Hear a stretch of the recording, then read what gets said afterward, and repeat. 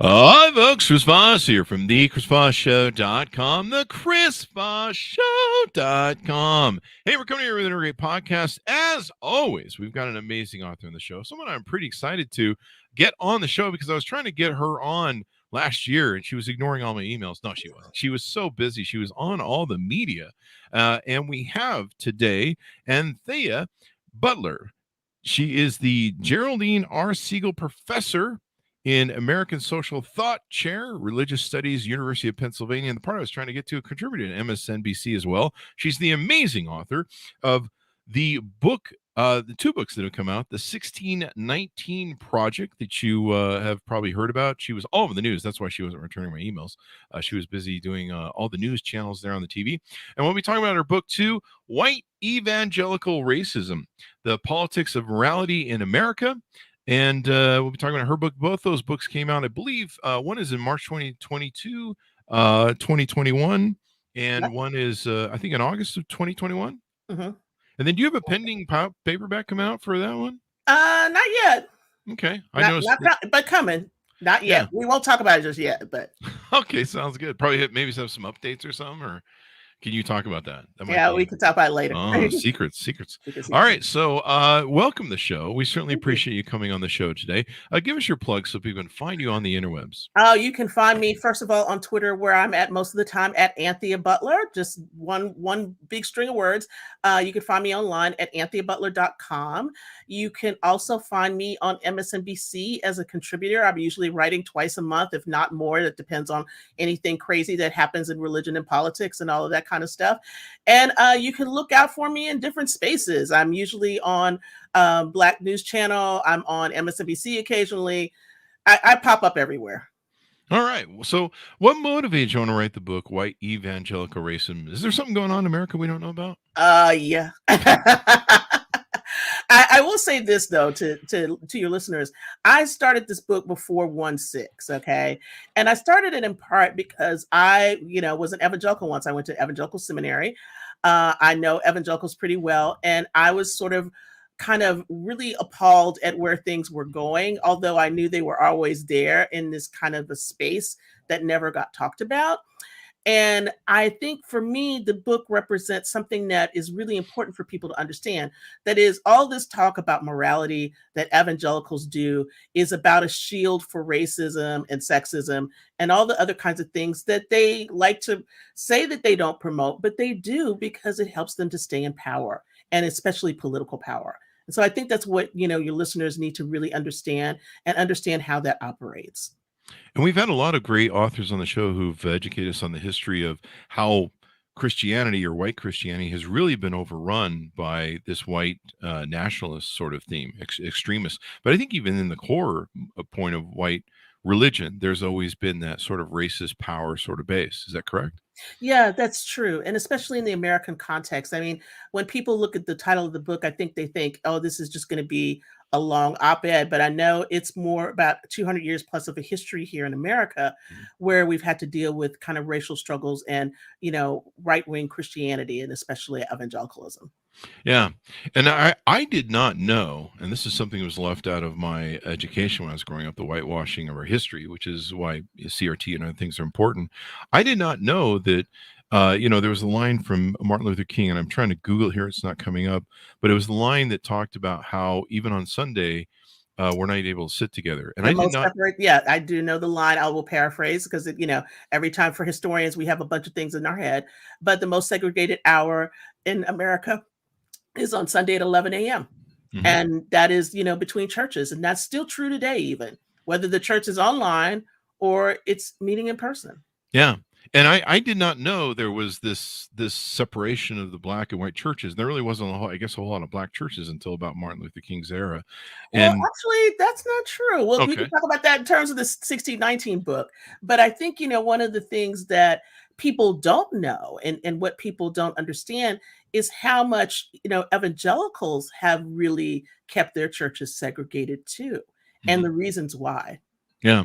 I remember we had an author on the show that talked about it, and I pulled up the Google, and he talked about how, they would segregate inside the white churches, Mhm. and I pulled up a photo, and the first thing that came up was the Ku Klux Klan in the pews, and I was like, "What the hell?" Yeah. Kinda, Yeah. and I'm Yeah. an atheist, so I don't really spend a lot of time around that stuff, and I was raised Mormon, so, Oh, that's a really? That's a that's whole a other show you can that's a invite whole me on. other set of racism over Yeah. there. But, fortunately, I grew out of that pretty quick. And so, what sort of things do you talk about in the book and try and highlight for people to understand what's going on with, evangelical racism? Yeah, well, one of the things I try to highlight is this long history. So I start the book off talking about slavery and evangelicals' complicity in that. Evangelicals usually like to tell a story about themselves that they were abolitionists, they were good missionaries, but there's another story to tell, and there's a story about how evangelicals were slaveholders, how we have a denomination like the Southern Baptist Convention that was born in slavery and created because slaves people wanted to keep being slaveholders, right? And that's how the Baptists split. I talk about a lot about the lost cause morality of the Confederacy and how that has influenced evangelical thinking and thought and behavior. I talk about Billy Graham and his connections to politics and his wishy-washiness about race and interracial relations. I talk a lot about the 70s and Jerry Falwell and all those people, and why, where we talk about abortion as being the singular issue for evangelicals, it really did not start off that way. The singular issue for evangelicals was that they wanted to keep less integrated schools or not integrate at all. And they were upset because integration was being forced upon them, and that schools like Bob Jones would lose their tax exempt status. Mhm.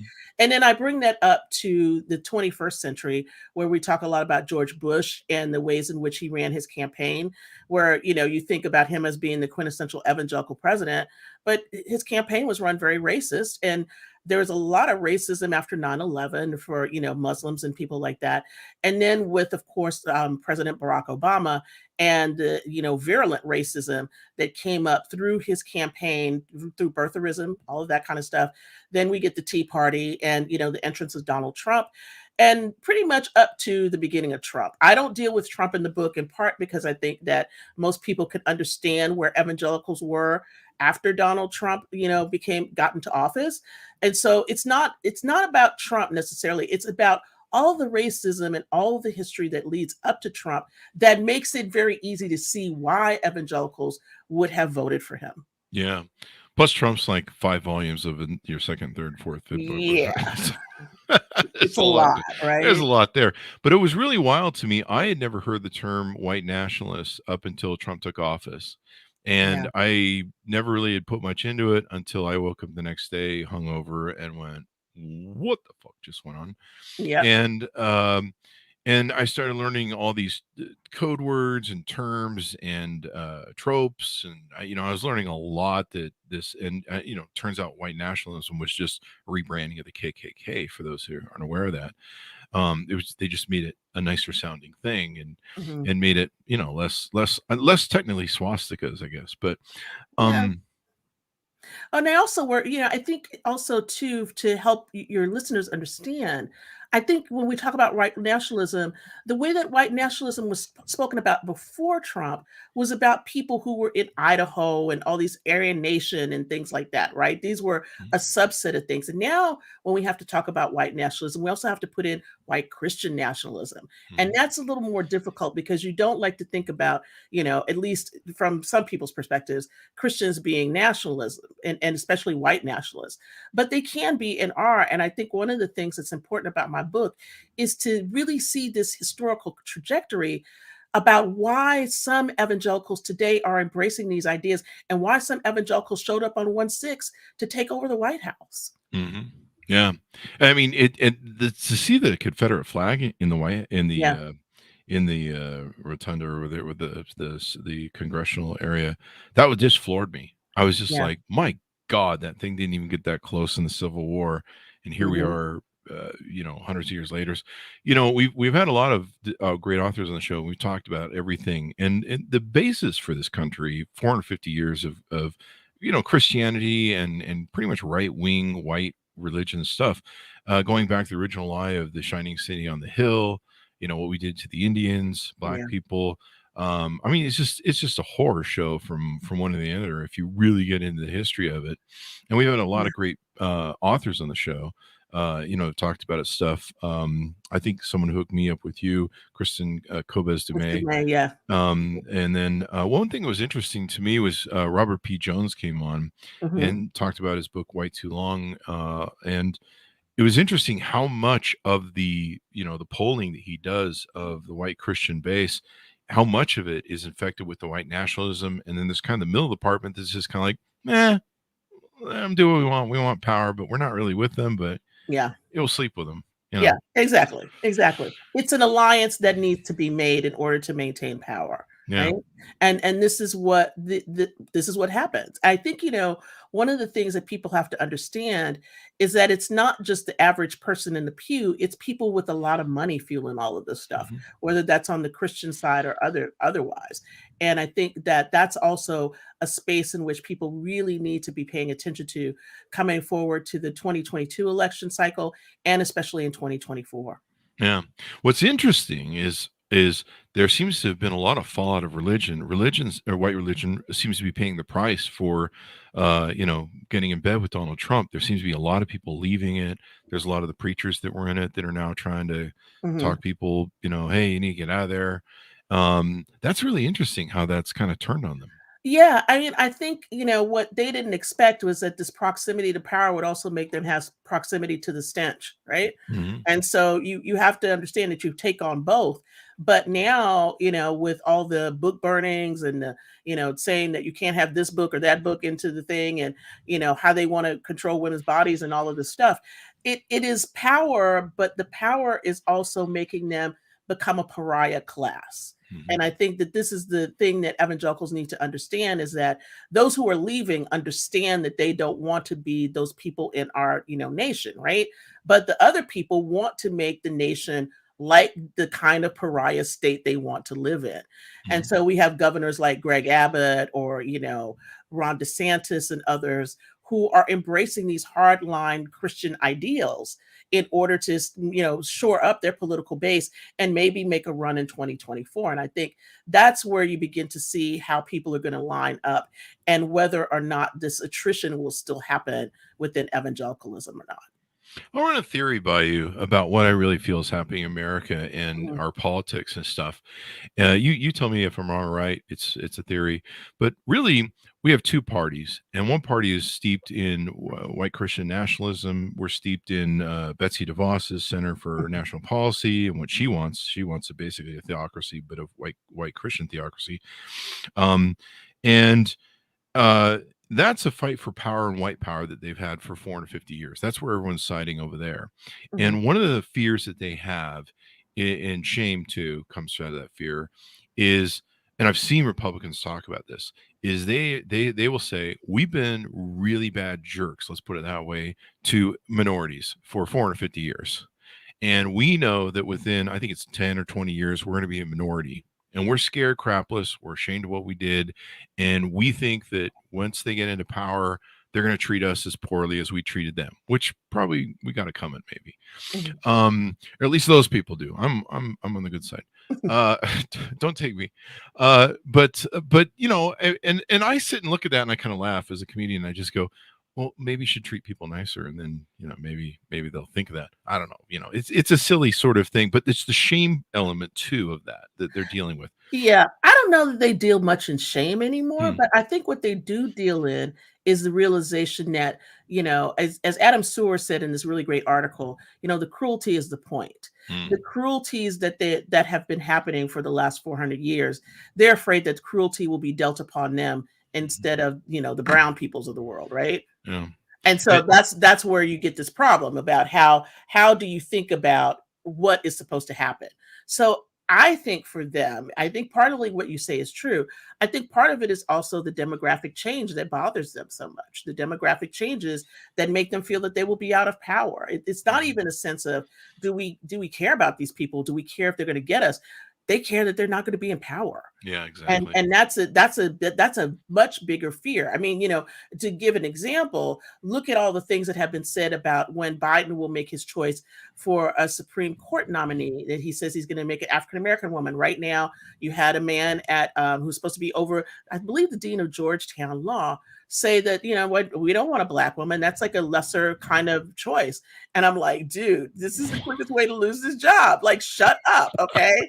Like, let the process go forward. But the fact that you could have, what is it, 100, 200 Supreme Court judges, maybe like 3 or 4 women, and one, 2 Black men, and then like 1 Black woman comes in, and then it's the end of the world. Yeah. I mean, that's the kind of fear we're talking about. The fear of losing complete and absolute power that they've had for all of this time. And to think that might just go away because you put 2 or 3 people who have melanin in their skin more than you do over, in a position that you believe that you should have. Yeah. And I'm pretty sure you're familiar with the Betsy DeVos and the Yes, Center National Policy. I am. They've been trying to run the court for years and Yes. take it over. And they've gotten really close too. They've gotten very close right now. I mean, Yeah. we're going to be dealing with this for a long time to come.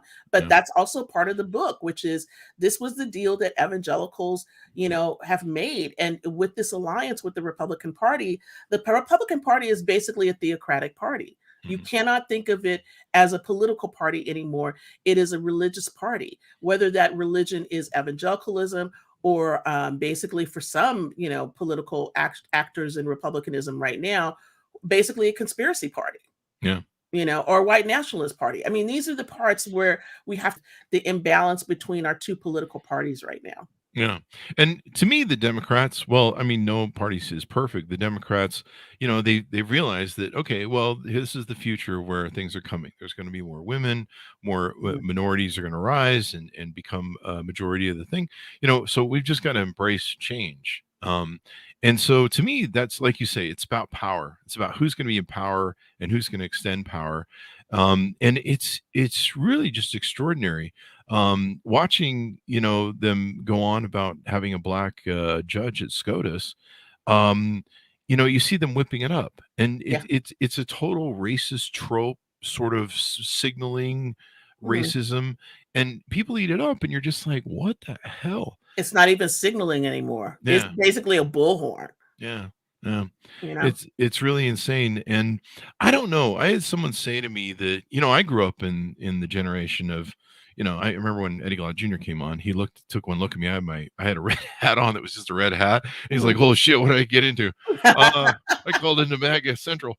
And I look like most of these people from that era. I grew up seeing going in the South and seeing segregated bathrooms and stuff, fountains. But does this generation just have to die off? Is that what has to happen? The people that have come from the 40s and 50s? Because the new generations, they don't embrace religion. They don't embrace racism as much as... Well, I wish I could say that was true. I mean, I think part of it is, yes, some of these people are going to die off, but their grandkids are ending up like them because of organizations like Turning Point USA, Campus Reform, and others that are basically conservative think tanks and proving grounds for young conservatives and young religious conservatives. And so the kinds of things you see happening on college campuses, I've been attacked. I'm on some kind of watch list that Charlie Kirk put together, which I think is hysterical. But Professor Watch List, that's what it was. Really? Yeah, these kinds of things. And, you should have some people come on and talk about this, because I think this is the space in which, is not on the radar screen for some people, but it is a very big, training ground for the next generation of young, evangelical conservatives who believe that they have a purpose and they want to serve God. It's like they don't do it the same way that those people who were born in the 30s, 40s, and 50s do it, but they definitely have the same kind of ideology. And so that's the point in which I think we will continue to have this kind of political tension in our country because of these kinds of issues in a younger generation. Yeah.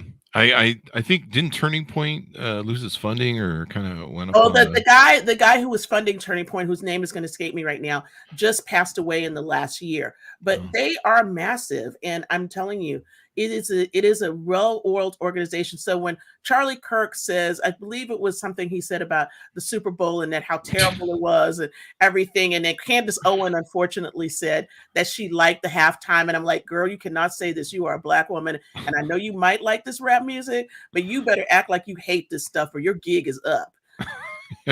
Yeah, in fact, I made a joke about Charlie Kirk. I think Charlie got turned on by 50 Cent's, big muscular arms. I don't know what he got turned on by, but he seems to have.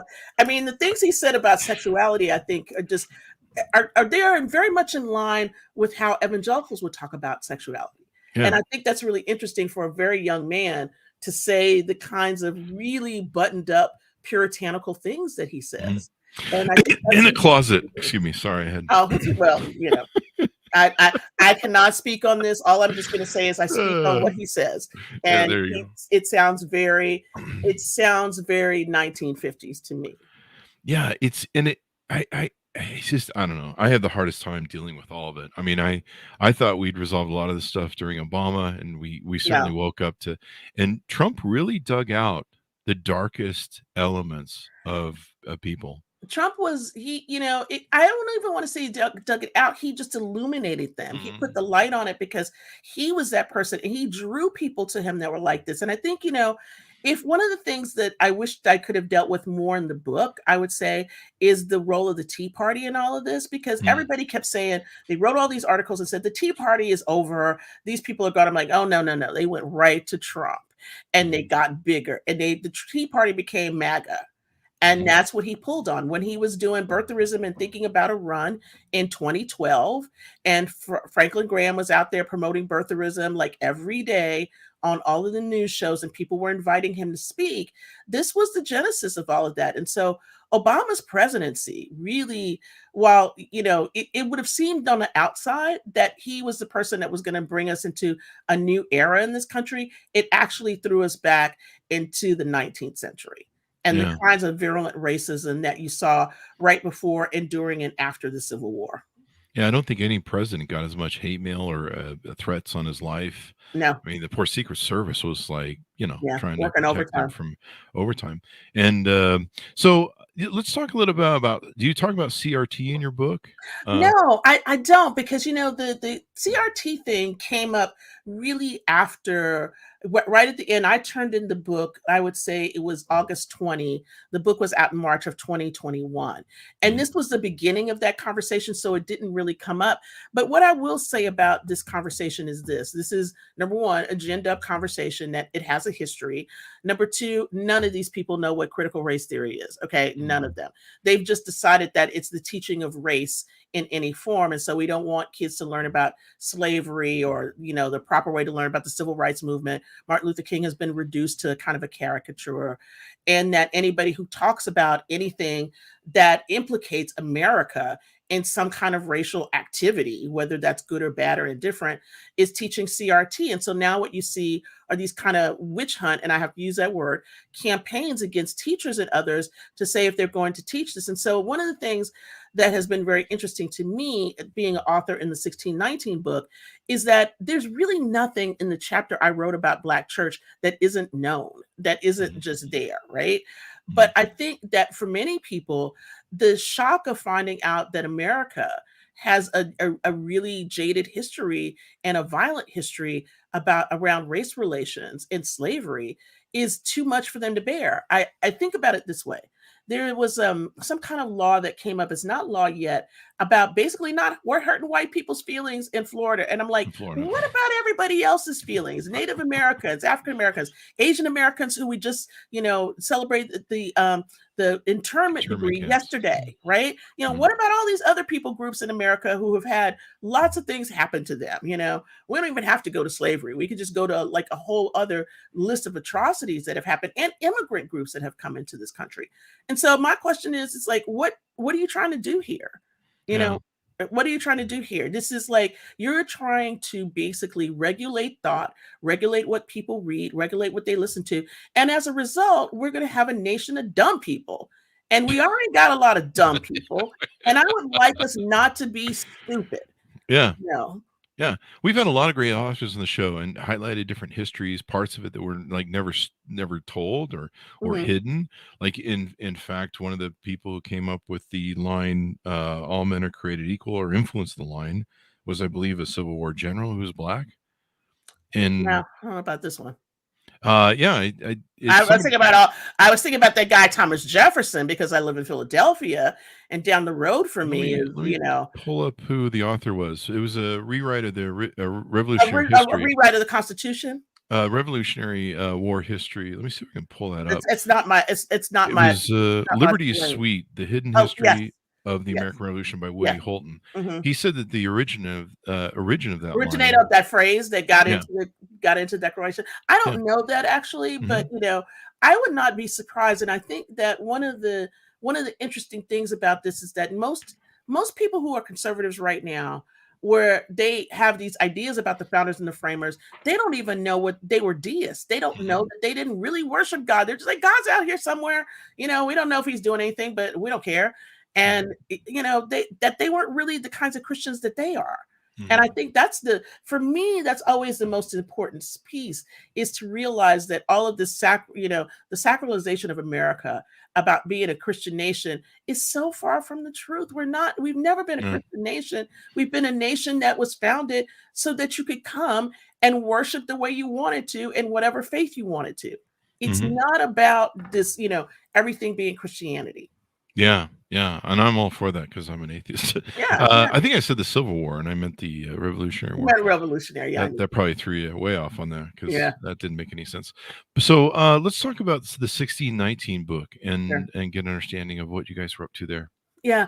Well, this came out of the project that Nicole Hannah-Jones did for the New York Times a few years back that was sort of reframing the way that America started with 1619 with the landing of slaves. Now, as a historian, I will tell you that I like the project. If I were going to think about this in a broader way, though, I would say that, well, there were Black people here even earlier than that came with slaves because they came with the Spaniards and they came in the 1500s. So that's a whole nother thing. If you know your history about Texas and California and Florida, you know that there were African slaves that were on the shores of America that early.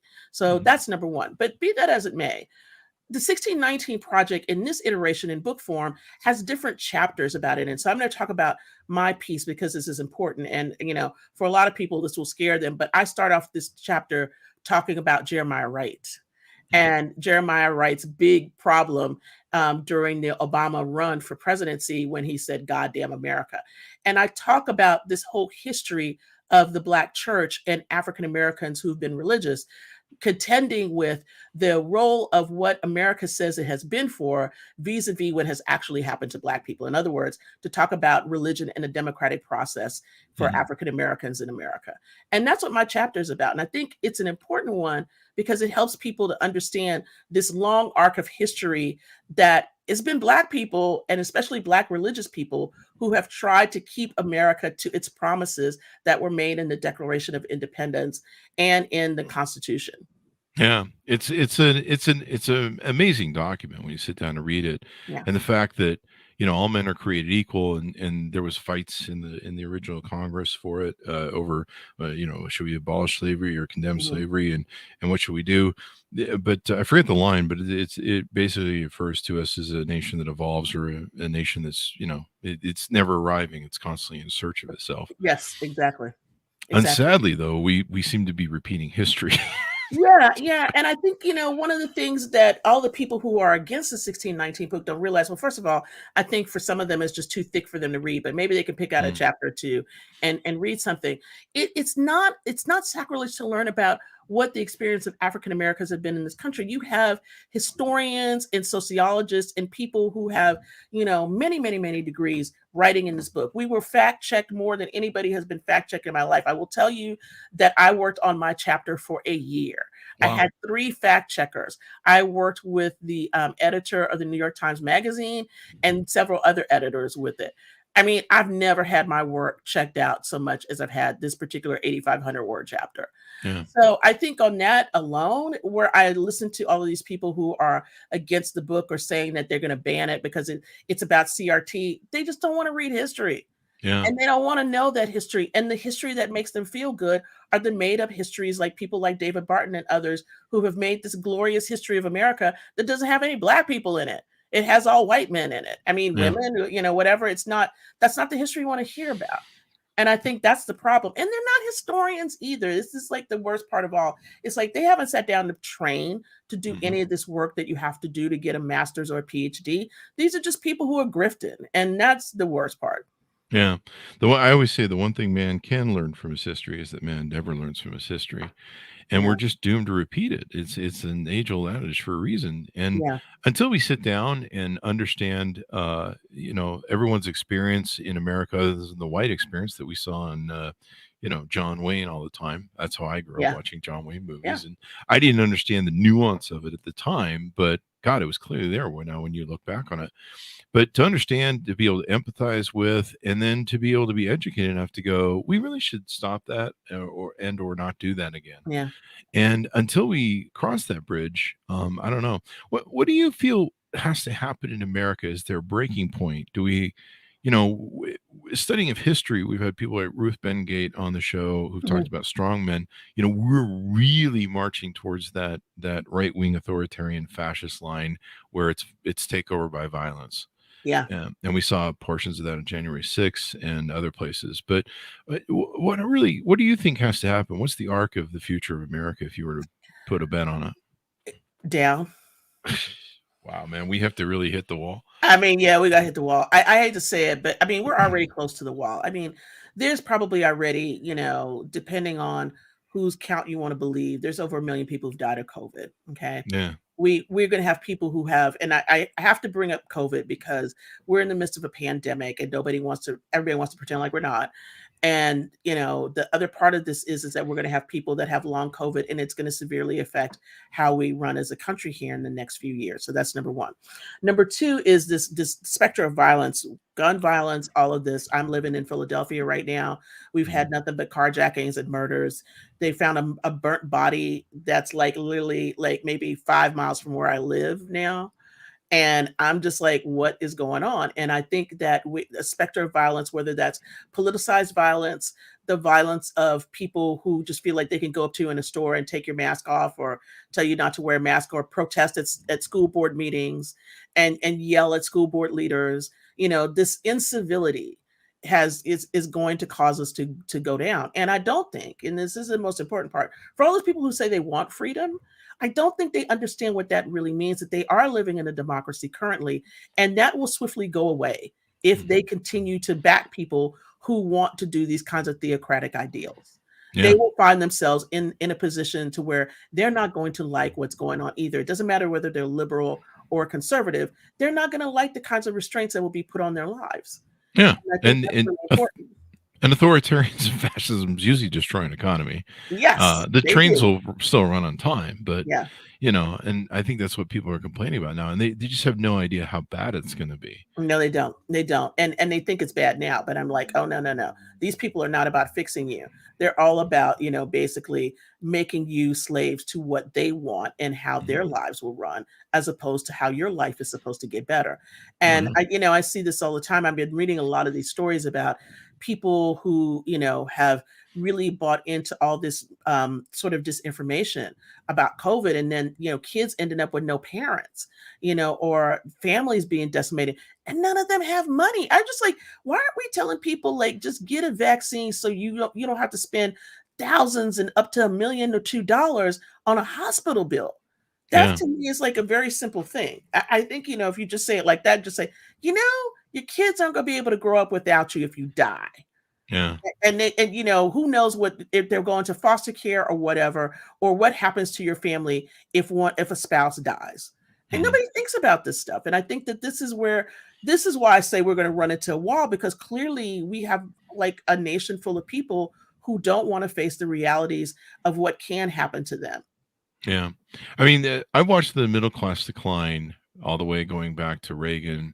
And more as people get poorer, they're more desperate. You know, I mean, even now they're getting wage raises for the first time in 40 years, but Hmm. you know, then rents are up 40%. I just read the other day or yesterday. And you know, it's still just uncontrollable. I think I love capitalism, but Yeah, it's really out of control, and it's it very needs to much get out of dialed back. control. Yeah. And you know, I mean, I'll be the first one in the Betsy DeVos, what do they call the Uyghurs The camps? re-education The camp. re-education camp. I'll be in the Betsy DeVos re-education camp when, you know, the Constitution is replaced by the Bible, which is what they want. Yeah, And people just don't realize how bad it's going to be. Like a lot of I have a lot of friends that are Trumper dudes who are making money, and they love the making money sort of thing, and they see that as the sort of ideal with Donald Trump, which is interesting because he's a fraud, and some of their coaching is a fraud. Um, but they don't realize. I'm like, you guys are all going to be out of a job, man. yeah. We're No, they're going all to be going to in be out of bread the job. lines and you know, God knows what else when you lose democracy. People don't realize how valuable this is, Yeah. and it's really sad. So, what are some things that you hope people come away with from White Evangelical Racism, your book? I hope that they come away with, first of all, that the moral arc of evangelicals has crashed, Hmm. and that they realize that this has been a political game all along, and ever since Billy Graham. Because, you know, as much as Billy Graham said he didn't want to be political, he's with every president he possibly could be until he couldn't walk anymore. So that's number one. Number two, I hope they realize that if they are evangelical, that their history is steeped in racism, and that is something that they will have to reckon with. Number three, that they realize that there's still a chance if they can jump off the train, but that the train is moving and the train is taking them over a cliff, Hmm. and that once you go over the cliff, you can't come back. Yeah. And I think that's the most important thing I have to say, is that this marriage of evangelicals with the Republican Party has created a monster, and that monster will eat you. Yeah, and we'll all burn from it. I mean, I always have a hard time with folks that are like, well, you know, I'm not that party, the religious folks. I'm the, you know, I'm the good, the middle, and you're giving them money, you're feeding Yeah, the system. You know, I you're part of learned. them. Yeah, I learned 30 years later after leaving the Mormon church when I was 16 that they were still using my name on their rolls to promote and stuff. And I called them up and I said, get my name off your. It's very hard to get your name off the rolls, Oh, isn't it? it is, yeah. I had Yeah. the bishops Yeah. come You know out and who else everything. does that too? Hmm. Catholic Church. Yeah, yeah. See, Hard to I get couldn't off. be a Catholic either because of, you know, what's going on in their thing. And I when I meet Catholic friends, I just kind of go, "Are you serious? Like you're still Yeah, promoting you what's know, going on?" as a baptized Catholic, I will tell you it is very, very, very, very difficult, and it's something I've written about a lot too. Yeah. But Or I I would think, be yelling. I mean, yeah. I would be yelling and screaming if Oh, I I've been yelling and fit in. screaming for a long time. There you go. I mean, I've been yelling and screaming for a long time. And I mean, this one, you know, Pope Benedict 16th, the latest little thing, we're going to take a little detour here. The latest thing that he said, he was so sorry about what happened in Munich and how he didn't deal with everything. He knows he's going to die soon. He's now starting to think about everything that he's done that Mm, he didn't do right mm, about sex abuse. And so yeah. I'm like, you know, this is where we have to look at all religion and say, you know, and I say this not being an atheist, we have to look at religion and understand that it is a system just like anything else. And Mhm, systems can be bad, and yeah. systems can be harmful to people. And we need to talk about that just as much as we talk about anything else about how that may go awry, right? Mhm. And yeah, all of them. Yeah. I mean, history is hard to learn. It can be difficult. It can be painful. There can Hmm. be shame. When I read Cast, it took me, I don't know, a month or two to read it. Yeah, I had to sometimes pull over the car because I was listening on Audible. It was really hard yeah, to get through. It's really hard to go to the lynching museum down in, yes, what is it, Alabama? I guess, Um, it's really hard to face these things, but until we can really face them, learn empathy for each other, care about one another, learn our history so that we won't repeat it, it's never going to get resolved until, you know, until like you say, maybe we have to hit the wall, or yeah. maybe we just get lucky. I don't know. I We don't got know. really lucky on January 6th. We did. Oh, you just don't even know how we. I mean, we Oh yeah, really. It was very close, and I think yeah. people don't really quite understand how close it was. And you know, the Capitol officers that stood their ground and got beat up, and experienced probably to this day PTSD because of it. You know, we have to be grateful to them and all the people, the National Guard and everybody else who came in. But I have to say that to imagine people who said they love this country, smearing feces and urine all over the walls of where our lawmakers sit. I just don't understand how anybody could think that that was God ordained. Yeah. My mom was a teacher for 20, 25 years or something, and she used to call me up and she goes, they're doubling our class sizes. They're not funding this. They're taking civics out. And she goes, we're raising just more and more the dumbest kids ever and uneducated. And these people don't understand civics. I had somebody the other day write a comment on my thing, and they're like, the Bill of Rights is more, for what is it? Amendment 2. The Second Amendment, the Bill of Rights is more important than the Constitution. You're like, do you understand that the Bill of Rights can't stand without the Constitution? Like, I know, no, they don't understand that. And your mother was absolutely right. No civics education, no idea how the government runs. Yeah. None. They just don't know. And I sat down like a year or two, and I'm like, I'm going to really read the Constitution. I was probably forced to read it in school, but I'm like, I'm going to really read it in the Federalist Papers. And I encourage anybody who's listening to really sit down and go through that document and just kind of really understand the value of it. I've defended myself in court over speeding tickets and defended my corporations over lawsuits or us suing people. And being able to say those words, the Constitution gives me the right to defend myself in a court of law, call witnesses. That is powerful. That is powerful. And you don't realize how valuable that is until you're in a jam or you need to call a certain witness and they won't do a thing. So it really is something. Anything more you want to touch on before we go out? Yeah, I think the thing I want to touch on is just for people to really think this year about the role that religion is going to play in the election cycle. And I think this is something really important to watch about how evangelicals will be moving, how certain lawmakers are going to be making assertions and claims about religion that you should really listen to, and especially pay attention to. I think, on a worldwide level outside of America, what's going on right now in Ukraine and everything else is really important in this reason, because religion is playing a part in there too. I mean, if we start to think about how Putin has mobilized the Orthodox Church in Russia to be behind him and all of that, we have a problem. And this problem is worldwide. This problem of strong men and, limited democracy because of hand in hand of politics and religion is going to be a very important theme from this year forward. And I think that that's something that everybody needs to pay attention to, besides buying my book and reading it. There you go. Buy the book and read it. Educate yourself. Learn from history. It's the most important thing. To me, it's I don't want to say it's always beautiful, but there's things that you learn. There's lessons that you learn from history. And I think that's the beauty of it, that you learn and you go, wow, this is really good or this is really awful. And we should never do this again. That was dumb. That was really bad. And so and then you learn empathy. You learn what other people are saying. And I think that's the one thing we're missing in today's world, a lot of empathy for each other, their experience. We have this narcissistic attitude of like, well, it's all about me and my experience. And so it's something that needs to happen.